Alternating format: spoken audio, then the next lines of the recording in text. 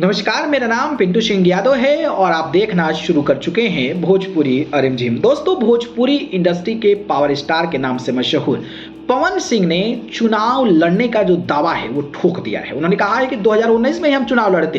दिल्ली बाकायदा जो है ऑफिस में भी बुलाया गया था, बात भी किया गया था और कहा गया था कि आप जाइए, तैयारी कीजिए, और पटना भी पहुंच गए थे और इंतजार कर रहे थे कि टीवी पर मेरा नाम आए और अपने माँ का आशीर्वाद ले और फिर चुनावी जंग में उतर जाए। लेकिन पता नहीं क्या वजह थी, कौन था वो जिसकी वजह से टिकट कट गया और पवन सिंह 2019 का लोकसभा चुनाव नहीं लड़ सके।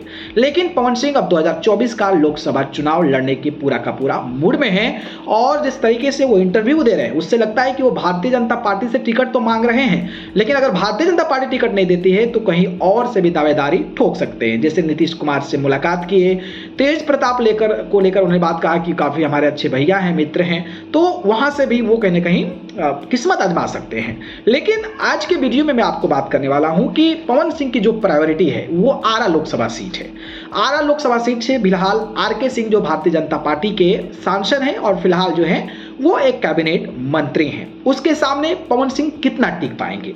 लेकिन एक बात आपको मानना होगा कि कोई भी कितना भी दिग्गज नेता हो, जब एक कोई स्टार जाता है, सुपर स्टार जाता है, फिल्मों का स्टार जाता है, तो उसका पलड़ा जो है वो भारी नजर आता है। लेकिन अगर हम काम के प्रोस्पेक्टिव से सोचें, माइंड के प्रोस्पेक्टिव से सोचें या फिर उनके प्रोफेशन के प्रोस्पेक्टिव से सोचें तो शायद आरा लोकसभा सीट से भारतीय जनता पार्टी के जो आर.के. सिंह है ना, वो भारी पड़ रहे हैं। भारी क्यों पड़ रहे हैं मैं आपको बता देता हूं कि आर.के. कुमार, जिनका नाम है राजकुमार सिंह, वो जो हैं वो एक यूनियन कैबिनेट मिनिस्टर हैं गवर्नमेंट ऑफ इंडिया में, फिलहाल मोदी सरकार में मंत्री हैं एंड आरा लोकसभा सीट से वो सांसद हैं जहां से पवन सिंह दावेदारी ठोक रहे हैं। अगर मैं बात करूं तो आर.के. सिंह जो हैं वो आईएएस रह चुके हैं, इंडियन एडमिनिस्ट्रेटिव सर्विस, यानी कि 1975 के एक आईएएस अधिकारी हैं और भारत सरकार में गृह मंत्रालय के होम सेक्रेटरी रह चुके हैं। होम सेक्रेटरी समझ रहे हैं, मतलब कि मंत्री से भी बड़ा औहदा होता है जो पूरे देश के गृह मंत्रालय को संभालता है।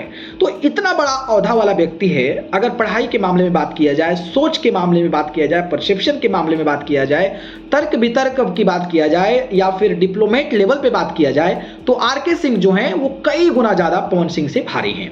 और ऐसे लोगों को कोई भी पार्टी नहीं खोना चाहती है क्योंकि ये एक अधिकारी हैं, इनका काम करने का जो लेवल है, जो प्रोस्पेक्टिव है, वो बहुत तगड़ा होता है।